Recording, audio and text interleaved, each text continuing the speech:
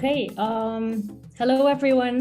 My name is Salma Sirri. I'm going to be your host for today's talk with Tarek Alameddine. Please join me in welcoming Tarek Alameddine. Tarek is originally from Aliyah. I'm not sure if I'm pronouncing it right, Tarek? Hi, Ali. Ali. Aited, yeah, basically.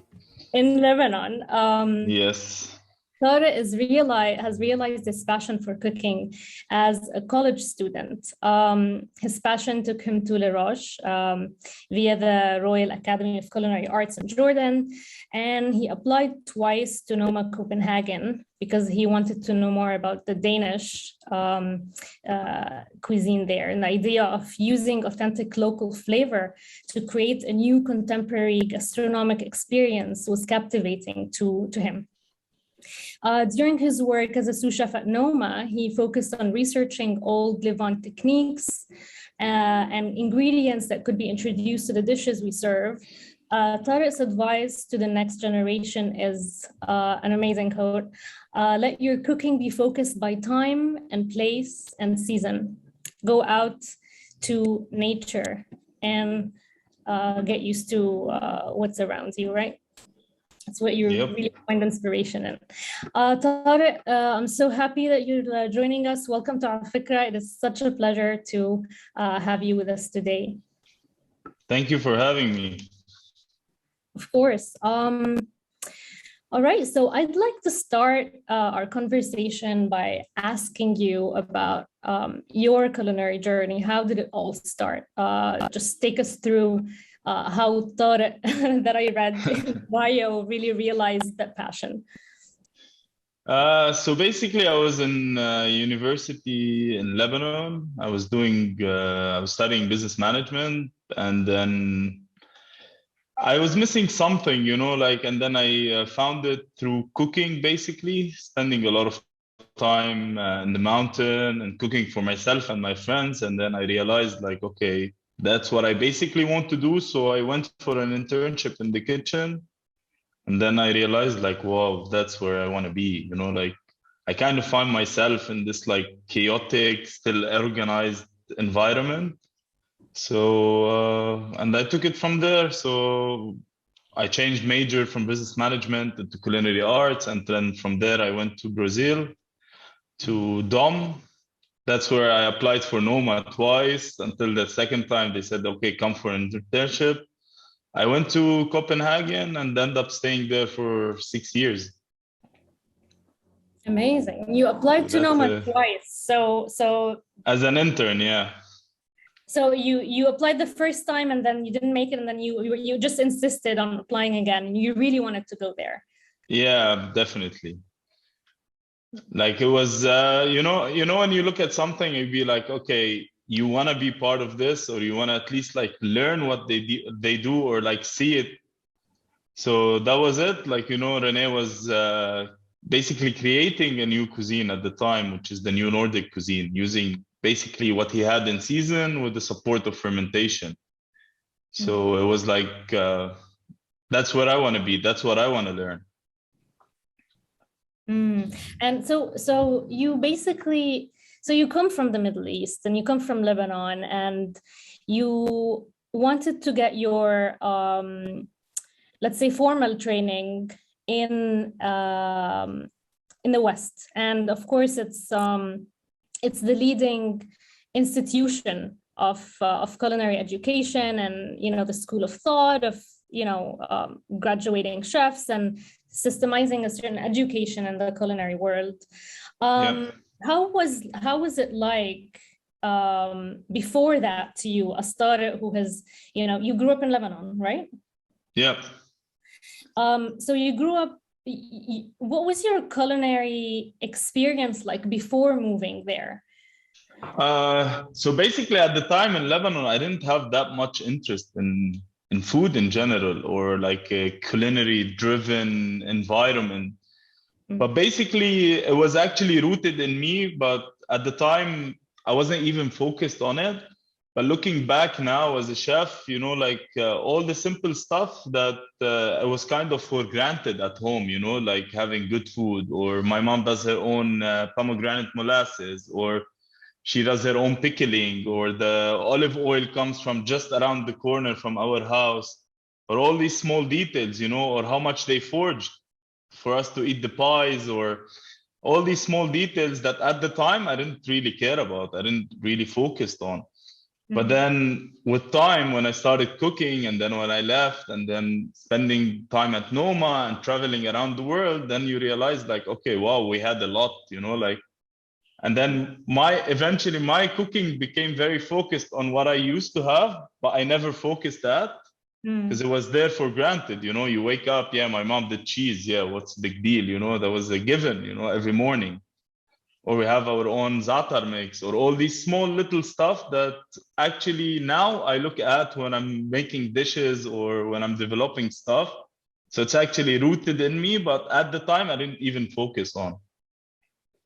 So it wasn't your intention at the beginning, right? To you know, take certain, you know, inspiration, quote unquote, or to look at, or to try to, you know, extract your No, it wasn't the classical story of watching your mom cooking and then you get inspired and that's what you want to do. No, it was like completely different.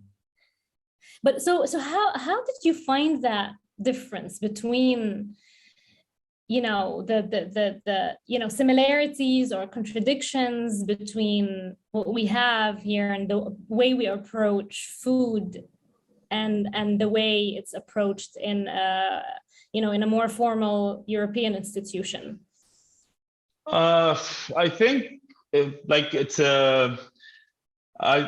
in this I'm just gonna it's gonna be my personal opinion basically. So for us in the Arab world in general, Lebanon mainly, or even the whole region, we're always focused of what's happening in the Western world, you know, like in everything basically, and then food mainly.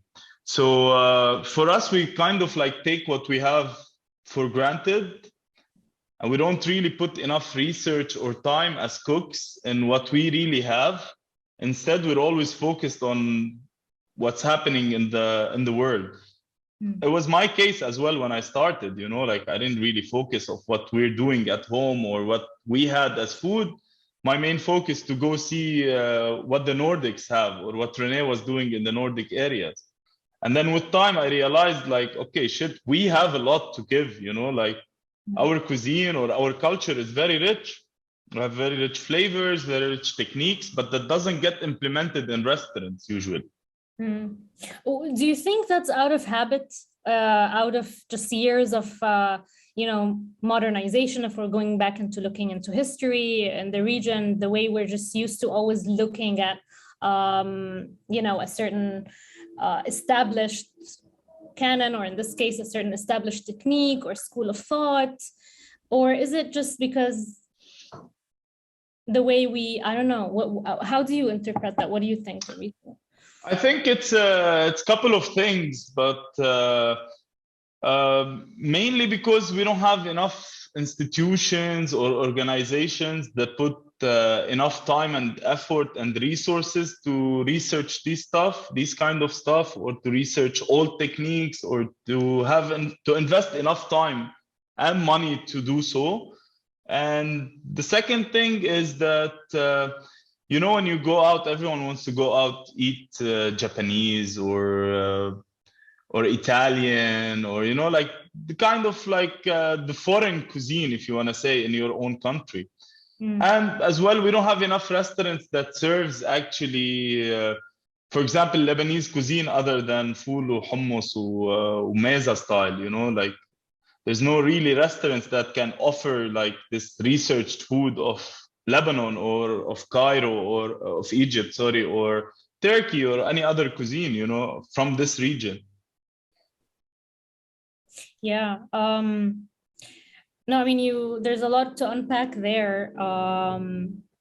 Particularly the point about how, you know, there are this thought that people in this part of the world have a culture of, a culinary culture that is more based on home cooking, family style meals. And so, like when you said, people would like, when they go out, they just like to experience something different, eat something, exotic in their own sense. And this brings me to the question of, the traditionality versus fusion. First of all, when I think of fusion, I think of it as something that has both the element of surprise, but also familiarity, right? And then there's a mix of these two. How do you see fusion, and do you see what you do as part of fusion, and how does... I'm not a big fan of the fusion, factor or this phrasing. I would say more like getting inspired. So basically, as chefs or any chef in the world, you need to get inspired from a source, and mainly you can see it if you give two chefs the same ingredient. Both chefs will do like two completely different dishes based on their memory or what they were, like what they were inspired with. Yeah. So basically, for instance, for me, my main inspiration comes from home. From my memories from home, from actually growing up in the mountains with these kind of flavors. And especially my time at Noma and getting exposed to the Nordic cuisine.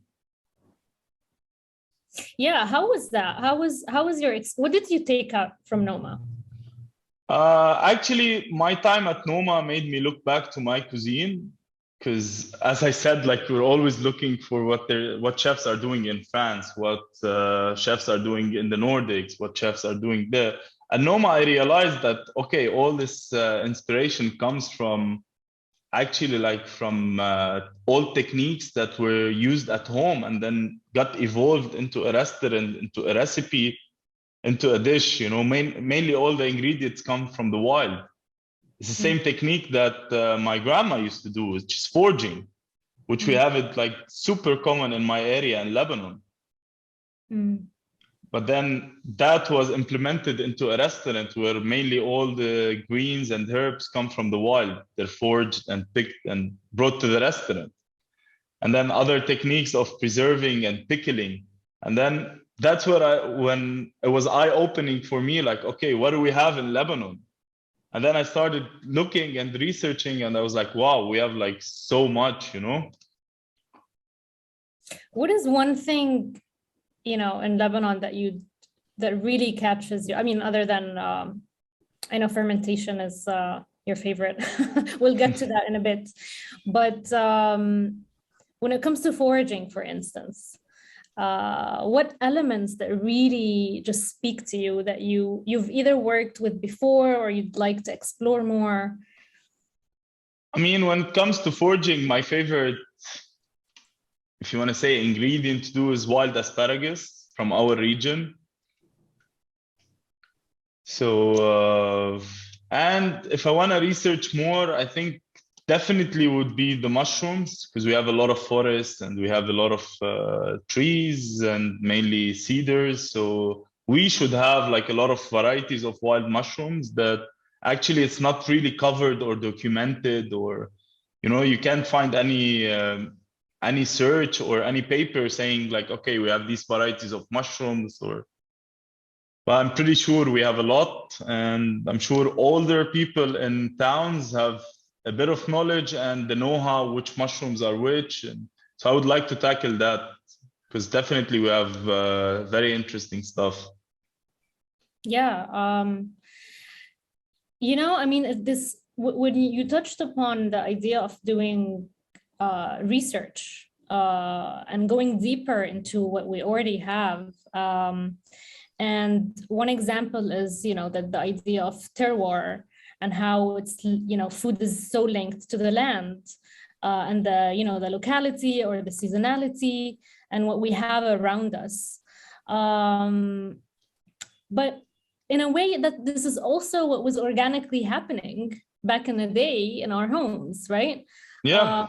So is it just a matter of, you know, going back and talking to older generations, or is it also engaging in an international conversation where you know, we have our own terroir, we have our own, you know, tradition and you know, we have always been foraging, but how do we translate that and fit it into the global scale? You know, how I don't want to say the word elevate, and I hate that because it's it means it's already not up to a level, you know, which is not the case. But how do we give it the acknowledgement that it deserves? I think this definitely need to be documented, because think about it. Like my grandma used to forage, my mom forged, but not much. But then my sister won't forge, you know. So this skill will be like, or the knowledge will not pass in a sense, you know, of foraging, for instance. Because younger people are more interested in like faster food or easier access stuff, and nobody has really the time to go to the wild every once in a while to get the herbs that you need for a salad, right?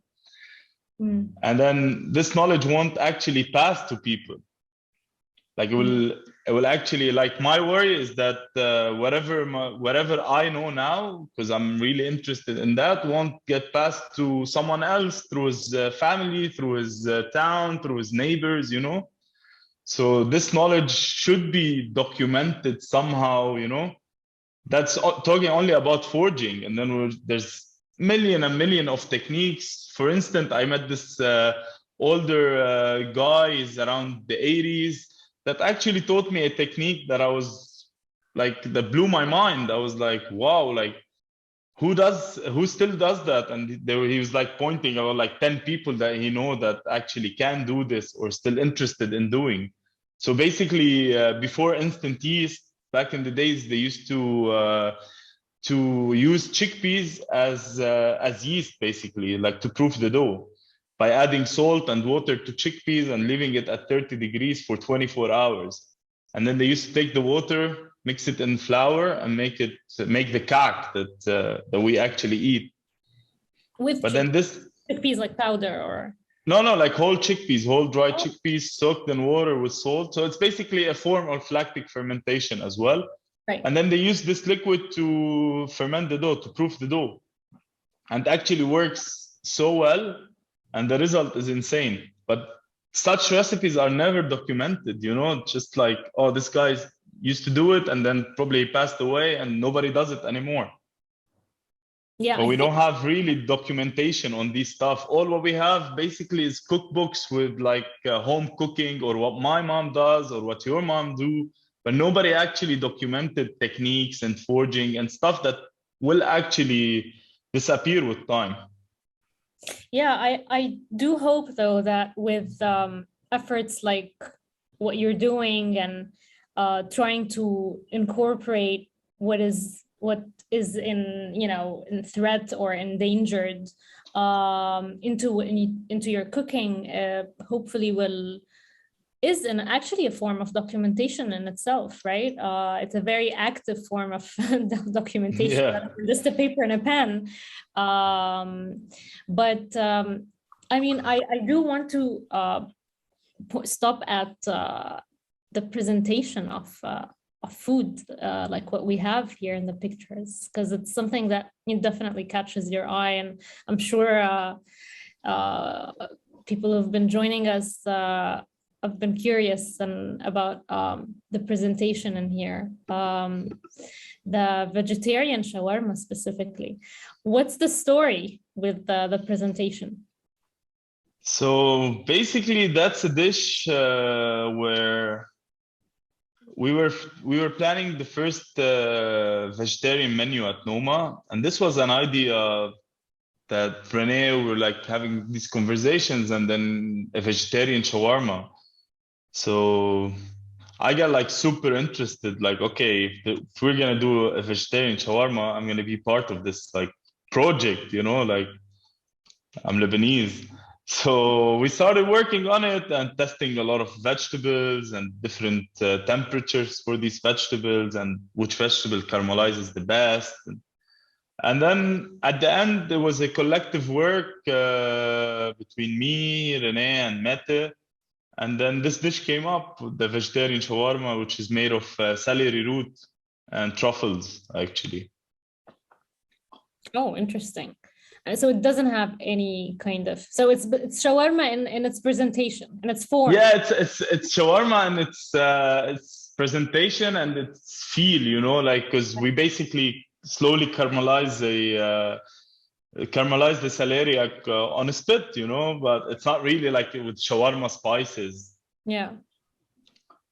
And these flour tarts are these really flowers or are they something? Yeah, this is a nasturtium flour, basically. What is it? Sorry? It's a nasturtium flour. It's a flour that tastes very mustardy. Oh, interesting. Got a couple more. Oyster and tabbouleh is king. Please explain. What is the green bit?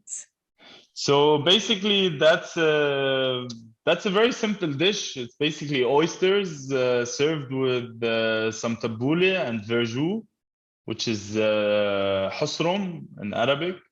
Oh. And then the green part is dehydrated lettuce leaf.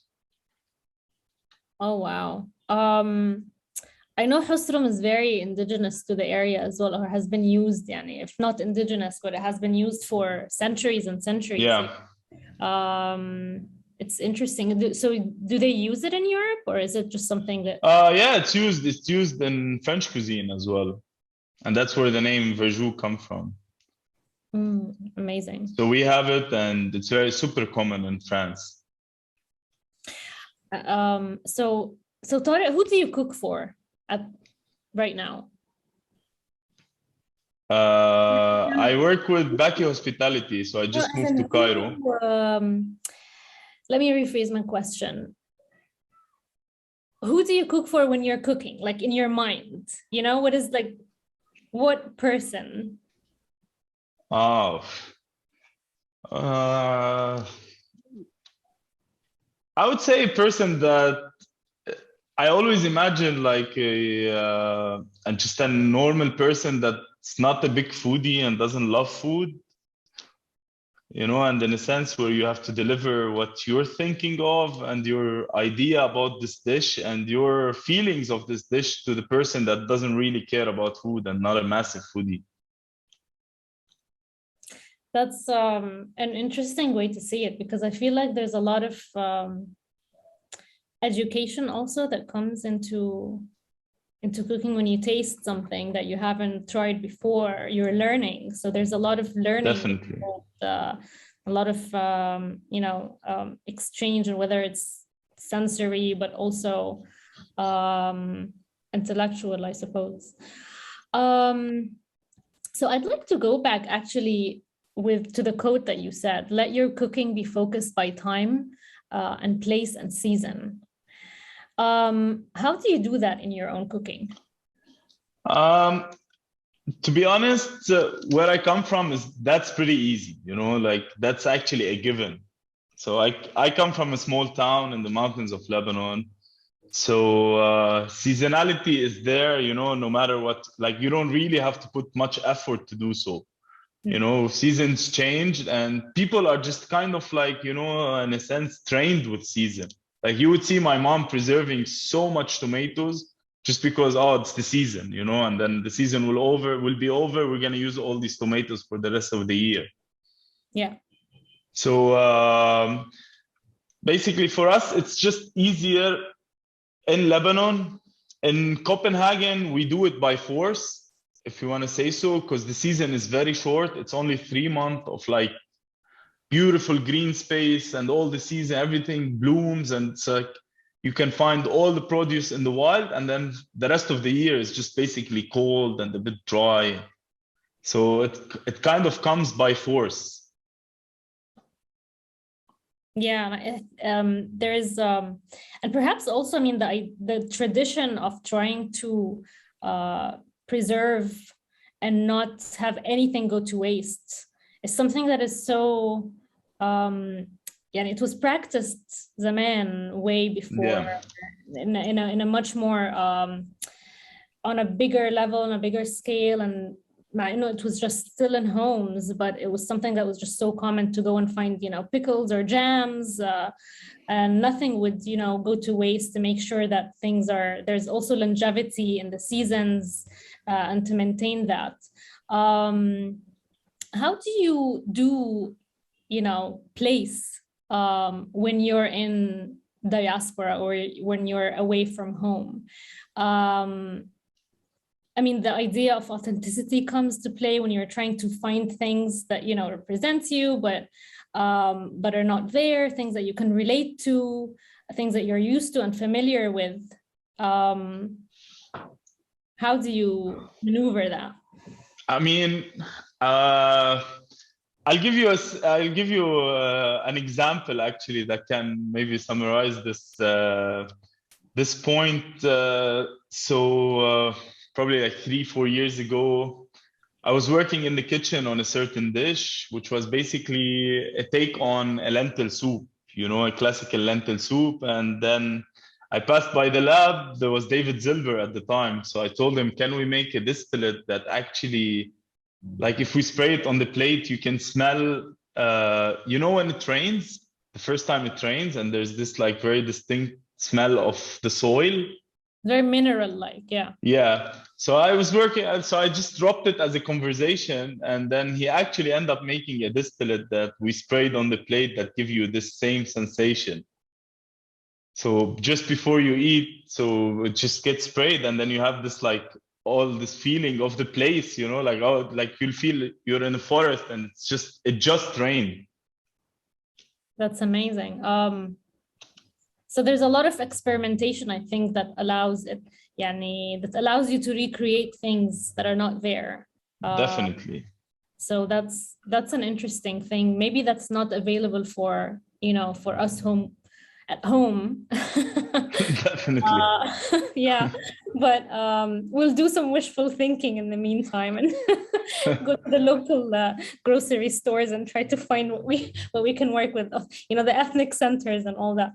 All right, so I would like to briefly just go over your project Tarek. Yeah. So it's based really on this idea of indigeneity and local and seasonal, and the sense of terroir and place and all that. Talk to us more about it. So the first lockdown, we all stayed home. It was like I was in Copenhagen, I flew to Lebanon, and we were all home. There's nothing much to be done. But then my mom does this za'atar mix that we actually all took for granted, in a sense. It's a delicious za'atar mix that I give to everyone. I take it with me wherever I travel, and that's it. That's its limitation. And then we decided, like, okay, why don't we do a recipe and send it, standardize it, make a logo, put it in a bag, and gift it to people. Like, give it to friends, people that used to come to my pop-ups and stuff. So we let it out, and then everyone loved it. And then we decided, like, okay, why don't Tarek become a business? So we started with za'atar, and now we actually expanding on a few different products. As you can see here in the picture, we have rose vinegar. So that's preserved Damascus roses in homemade apple vinegar. And then we have akoob. Akoob is a plant that comes from mountains higher than ours. So basically where mountains get snow. But in spring season, we get akoob. So it's basically a small plant killa shok, like with a lot of spikes. It's very hard to clean. It tastes similar to an artichoke. So we preserve it in a salt brine. It tasted to me. I mean, I tried it recently on a trip to Amman, and I know it's also available in Palestine, or it grows in Palestine as well. And I felt like it's almost a crossover between asparagus, artichoke, and a little bit of broccoli also. Yeah. It's such an interesting plant. It has an amazing texture. So these are wild ones that we clean and then we preserve because the season is quite short and it's very hard to work with. And then we have pomegranate molasses, and we have pickled lubia. Lubia? Yeah, so we basically pickle it. But it's not really pickling, it's as well salting process, like again to the lactic fermentation process, and then we preserve it on olive oil. Amazing. Sounds so interesting. How do you want to take us through your favorite? So we in Matbakh series by Fikra, we always ask every guest to talk to us about a single ingredient or a single dish. And I know that fermentation is your favorite. So how do you approach it? And the idea of fermented, pickled lubia is so interesting. Is it something that is, experimented with, or is it a traditional thing? It is a traditional thing, basically. So that's what I'm saying earlier, like when I went to Noma, especially in my time at Noma, I realized that, okay, we have a lot, like our cuisine have a lot. We don't, maybe not necessarily we have the terminology of it, of all the techniques, or some techniques are just taken for granted, like, oh, you put salt and then you press it. Like for the lube, for example, if you go to any of the ladies that does it, or even my mom, you ask question, what do you actually do? And then she tell you the process, but she doesn't really know what's the terminology of this process or why this is happening, exactly why it's happening, She will tell you just like, oh, I blanch them, then I put salt, I press them, and then I put them in oil, and they're gonna be ready in 2-3 weeks. But this process is basically a fermentation process. It's a pickling process. So basically talking about lactic fermentation in a short time is basically there's lactic acid bacteria, which is everywhere. Like it's on your skin, it's on the fruit skin, it's in the air.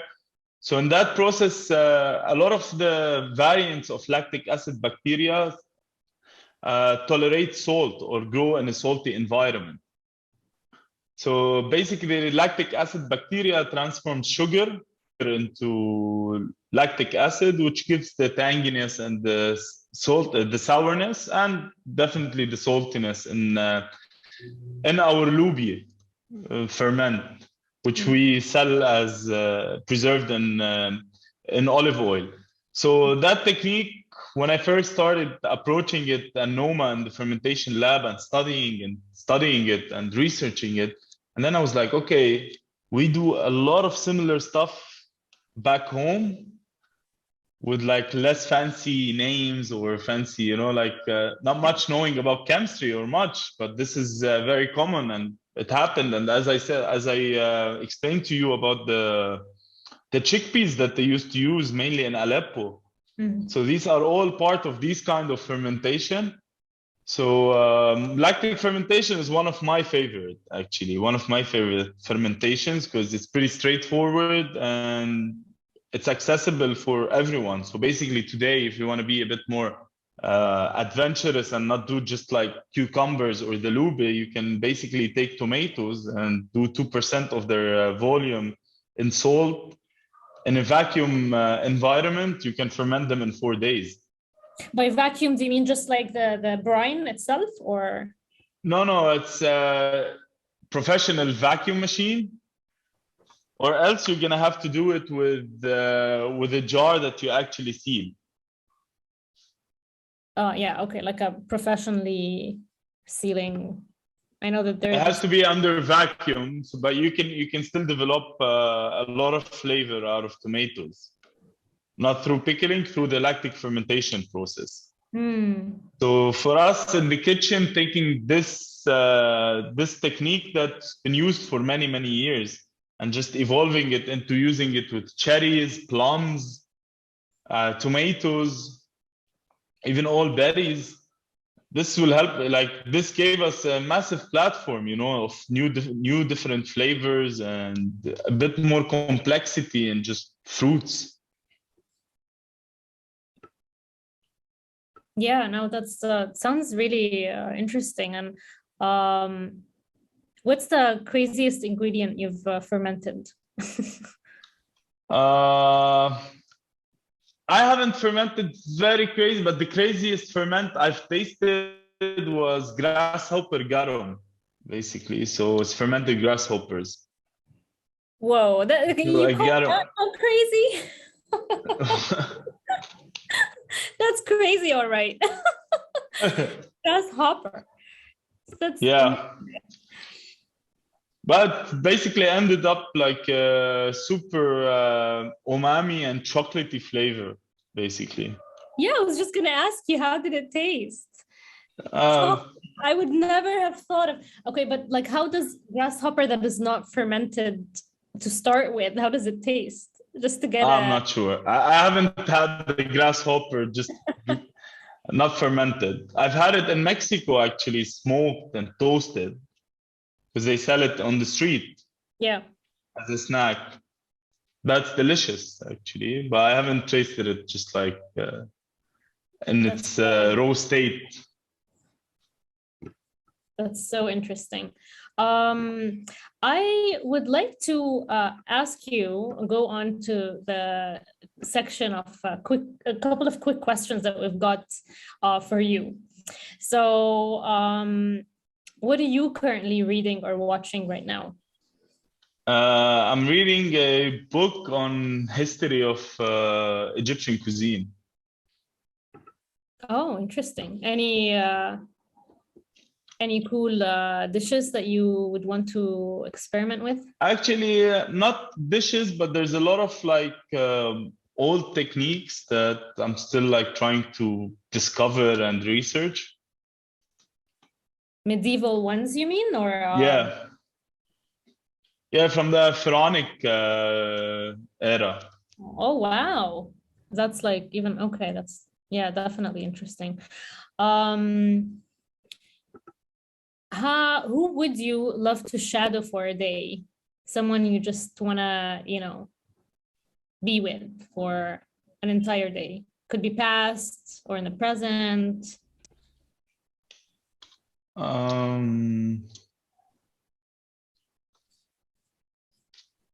In the past would be Paul Bocuse.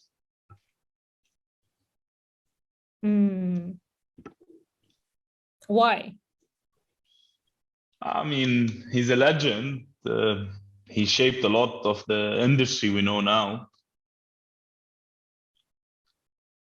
Yeah, and you just like to see how, how he used to operate it, how he used to run it, and because me growing up, he was already he was already old and not really in the kitchen, and so I would like to see him operating, like probably when he was my age, or yeah.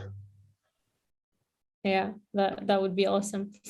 Okay, what is your guilty pleasure midnight food choice? Oh, other than fermented grasshoppers. Nowadays in Masr is Rumi cheese, actually. Oh yes. Since I moved to Cairo, yeah. It's the old one, not the new one. Yes, the aged one. I like the one with the black peppers. Exactly. So good. You just melt it and it has like the best, like hands down. I don't know, you're the chef, you tell me, but it has the best cheese pull I've ever seen. Yeah. I'm actually shocked since I moved to Cairo that this cheese didn't make it worldwide. I know. I tell people the same thing. No, for sure. I mean, it can go so many places, I swear. Yeah, honestly speaking, like it's an excellent cheese, and it never made it anywhere. Like I didn't even know about it before moving to Egypt. Yeah, and it has such an umami that is like because of all the fat. For me, it's better than Parmesan at some stage. Like to just eat it like casually, like from the fridge, the way I do, just like It's perfect. Yeah, tried it with butter also, like a thin layer of butter, and then you just have that, but without the melt, like don't melt it, just cold, and then with a bit of butter, and it's really good. I know what I'm gonna have tonight. Thanks for the reminder. Okay, speaking of reminders, what dish that reminds you most of Lebanon, or where you came from, your village? مجدرة. Oh, okay. Okay, question. Now, since you're in Egypt, Yes. when was the first time you've had kushari, and then were you like, how did it, like the whole mujaddara kushari situation? What's your take on that? I had kushari the first time when I came to Egypt. And no, Jaddara and Kushari are like two different worlds, you know, like ما خصهم ببعض. They're not really close. Jaddara is basically, for us at least, is rice and lentils mashed together like a puree, and then you let it set and you eat it cold. Kushari is like more of pasta or chickpeas or lentils. Right. So we can say that the base, ingredients, the lentil and rice are the same, but yeah, I mean, definitely the eating it cold. And I think in some areas, karan jadra is eaten with leban or yogurt. Yes, and we have mdardara. Basically, you can say mdardara will look more like a kushari if you add the pasta to it. So mdardara is when you don't blend it into a puree and you leave it just like rice and lentils with fried onions on top, and you eat it hot. Okay, so it's never eaten cold like mjadra. It can be, but mainly eaten hot. Interesting. I've always thought that they're the same, and then you could just use the words depending on where you come from. That's good to know. Awesome. All right. I'd love to open up the space for our audience. If you guys have any questions, so I'm on the chat, and Omar is asking, what's the name of the book you are reading? Rawi. Oh yeah. Yeah. I mean, I find a lot of there's a lot of interesting pieces. It's basically more or less like a magazine, correct? Yeah, definitely. Yeah. No, it's really interesting, and how it's sectioned in chronologically, and it takes you through all the different phases or evolution of the cuisine, and in that sense, it's very interesting. Okay, well, you guys, if you have any questions, please type it away. There's so much that we can, ask Tarek about. We have. Okay, Omar is asking, what did you do before you did cooking? What field or career? Before cooking, I was studying business management, and I worked in actually events. Oh, wow. Okay, but events, and hospitality maybe could cross over a little bit? Yeah, definitely. It has a bit of it. Yeah, but yeah, definitely not like the the kitchen nitty-gritty details. Okay, well, I have a question for you. What is okay? I'll park my question on the side now. Reem just sent in a question. She's saying, if you had the choice to pick one chef to cook for you a whole meal, who would it be? Victor from El Chibari in the Basque Country.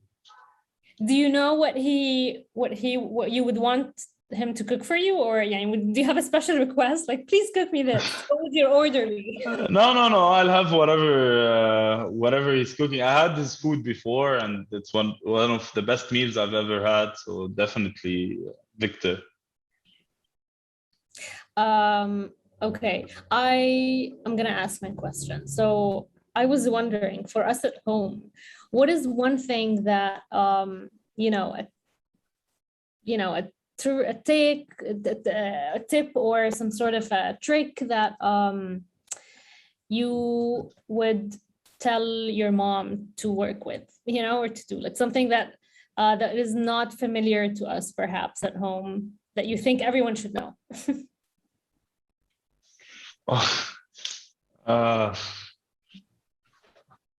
That's very hard to pick, actually. Like one thing.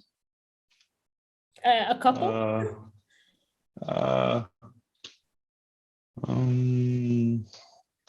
Remember, just to when you soak your rice, soak it with a bit of salt.